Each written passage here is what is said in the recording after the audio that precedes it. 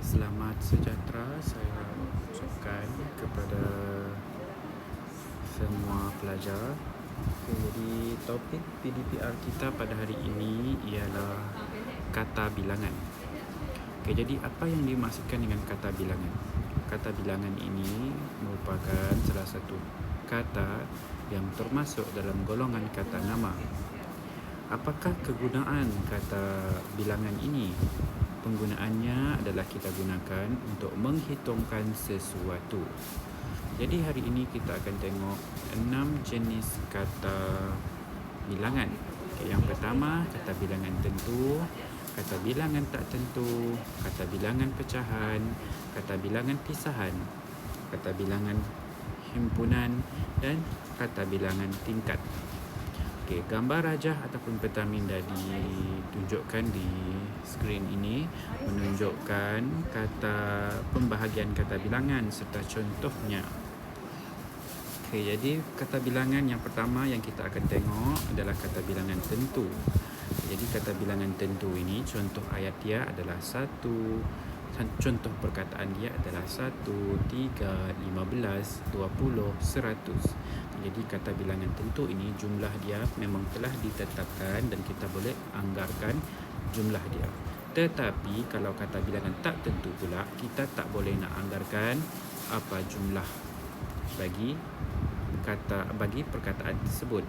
Jadi contoh perkataan yang kita guna untuk kata bilangan tak tentu ini adalah beberapa, para, segala, sekalian, seluruh, semua, setengah-setengah. Seterusnya kita ada kata bilangan pecahan. Kata bilangan pecahan ini contoh perkataan yang kita guna adalah separuh. Separuh ini untuk 1/2. Kemudian kita ada suku. Suku, setengah, 1/3, 2/3 ataupun 3/4. Itu adalah contoh dia. Seterusnya kita ada kata bilangan pisahan. Kata bilangan pisahan, contoh perkataan yang menunjukkan kata bilangan pisahan ini ialah masing-masing, setiap dan tiap-tiap. Jadi fungsi kata bilangan pisahan ini adalah dia memisahkan sesuatu jumlah. Seterusnya kita ada kata bilangan himpunan. Kata bilangan himpunan ini contohnya adalah berbagai-bagai, bermacam-macam, kedua-dua, pelbagai dan juga jutaan. Dan yang terakhir kita ada kata bilangan tingkat. Kata bilangan tingkat ini contohnya adalah pertama, kedua, ketiga, ke-10, ke-25 dan ke-100. Jadi itu adalah pembahagian serta contoh kata bilangan. Kita tengok item nombor 5.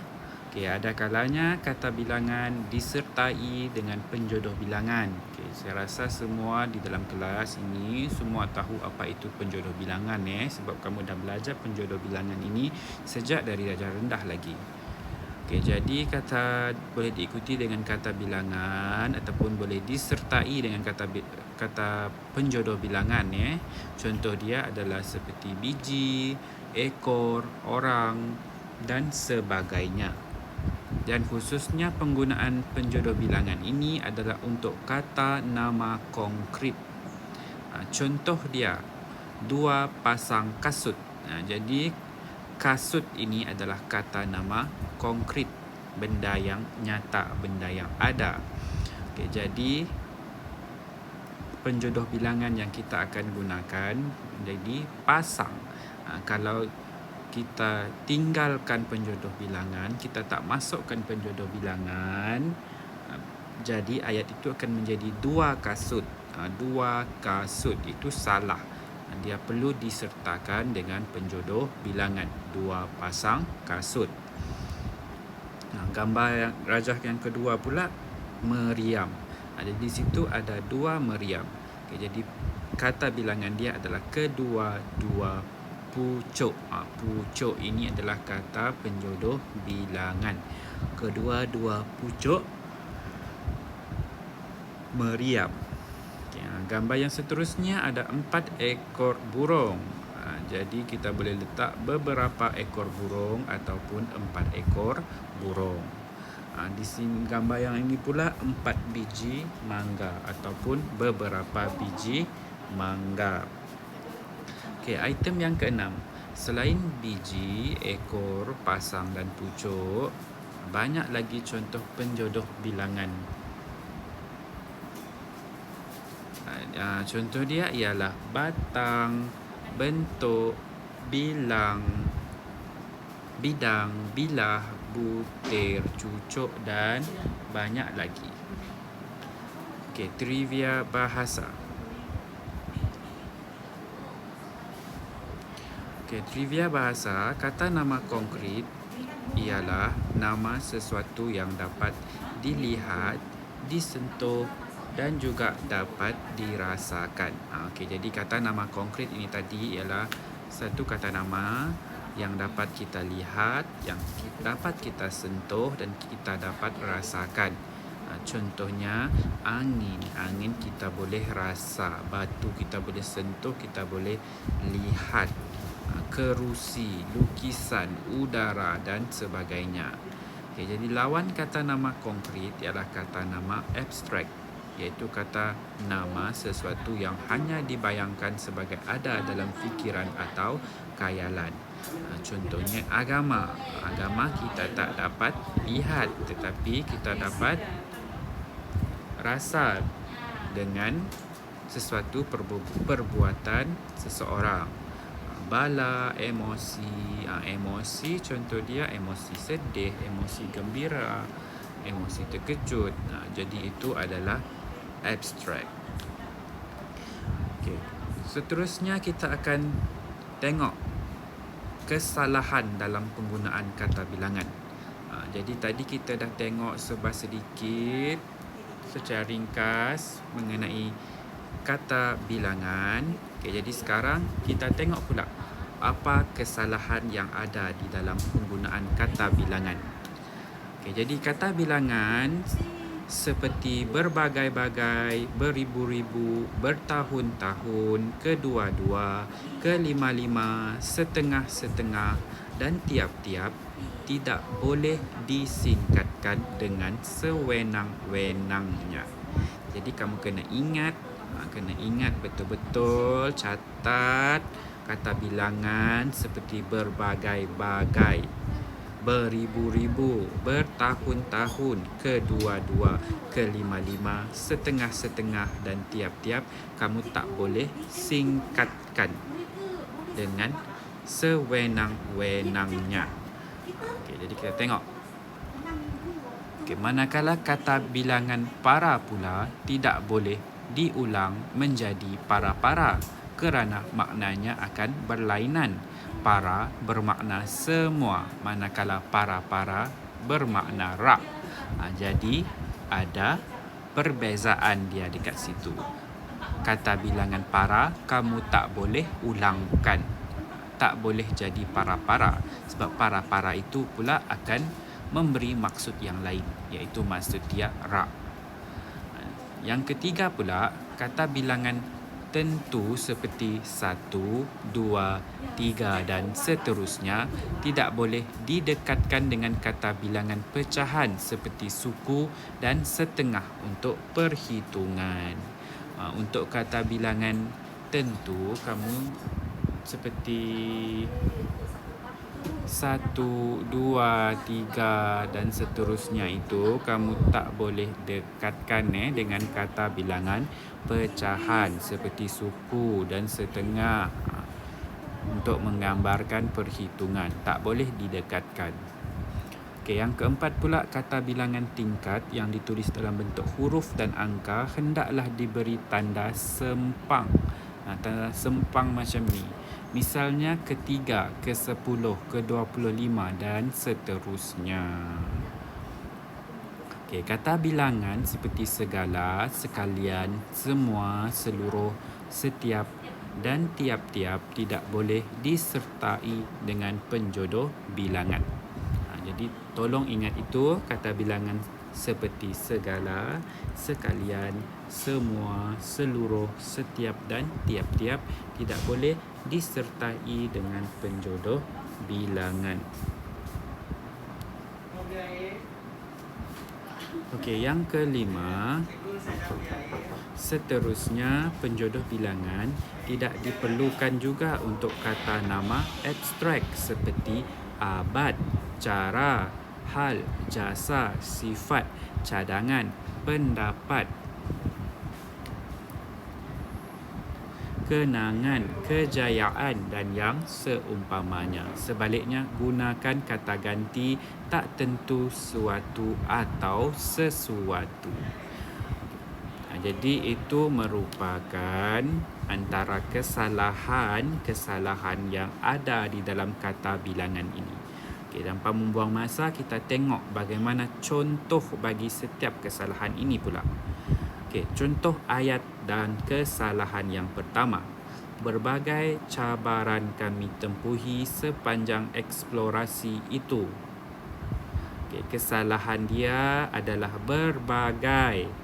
Tadi kalau kamu perasan, saya ada bagi tahu kan kata bilangan seperti kesalahan dalam penggunaan kata bilangan ni yang nombor 1 ni, saya ada bagi tahu bahawa kata bilangan seperti berbagai-bagai ini kamu tak boleh singkatkan sewenang-wenangnya. Sepatutnya berbagai ini kamu jadikan sebagai berbagai-bagai. Ataupun kalau kamu nak singkatkan, kamu haruslah guna perkataan pelbagai. Jadi itu pembetulan dia. Kemudian kesalahan yang kedua, berpuluh batang pokok tumbang akibat dilanda ribut. Okay, yang ni pun sama, perkataan berpuluh kamu tak boleh sewenang-wenangnya untuk kamu singkatkan. Sepatutnya berpuluh-puluh. Okay, yang ketiga, setengah pekerja kerap melayari internet pada waktu pejabat. Sepatutnya adalah setengah-setengah.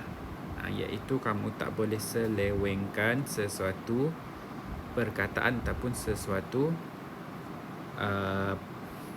ayat tersebut. Okey, jadi sama ada kalau kamu nak guna setengah-setengah ataupun sesetengah. Seterusnya, ketiga orang murid itu menerima anugerah kecemerlangan. Yang ini pun dari segi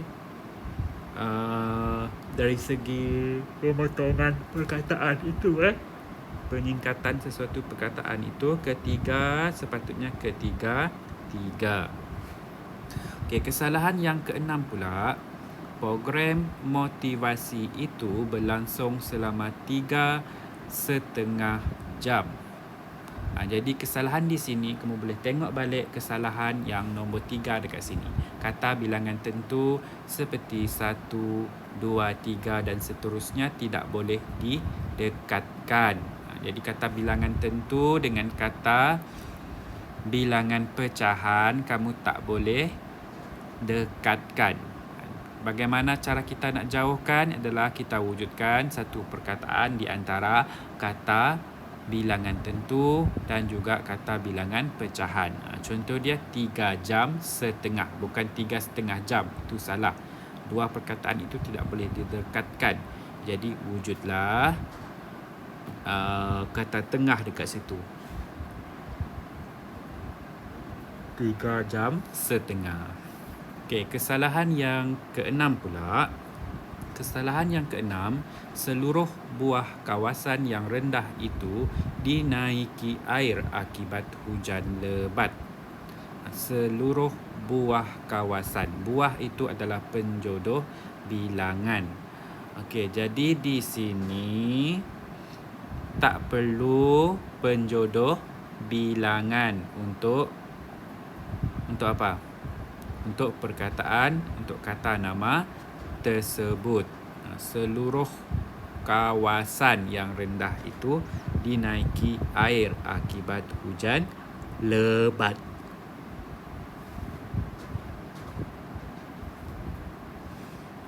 Okay, yang ketujuh, para peniaga diminta supaya tidak menaikkan harga barang sesuka hati.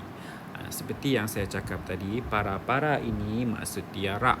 Jadi dia akan membawa maksud yang lain apabila kamu mengulang perkataan para ini. Sepatutnya hanya para, kerana para ini merangkumi semua. Okay, yang ke-8, kita dapat memperoleh pengajaran daripada sesebuah peristiwa yang kita alami. Ini adalah kesalahan dari segi penggunaan penjodoh bilangan. Sesebuah itu salah, sepatutnya sesuatu peristiwa yang kita alami. Okay, yang ke-9 pula. Yang ke-9, dia menceritakan sebuah kisah yang menyayatkan hati kepada kami. Yang ni pun sama, salah dari segi penggunaan tata bahasa, penggunaan penjodoh bilangan, iaitu sebuah itu sepatutnya suatu kisah, bukan sebuah kisah. Okay, yang terakhir, yang ke-10, tiap orang pengawas hendaklah menjalankan tugasnya dengan tegasnya. Yang ini adalah pemotongan ataupun pemendekan ataupun penyingkatan bagi sesebuah kata bilangan ni tadi. Tiap ini sepatutnya tiap-tiap ataupun setiap.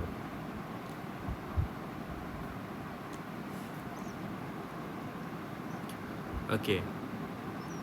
Jadi itu saja untuk PDPR kita pada hari ini. Kita dah tengok contoh kesalahan dalam penggunaan kata bilangan.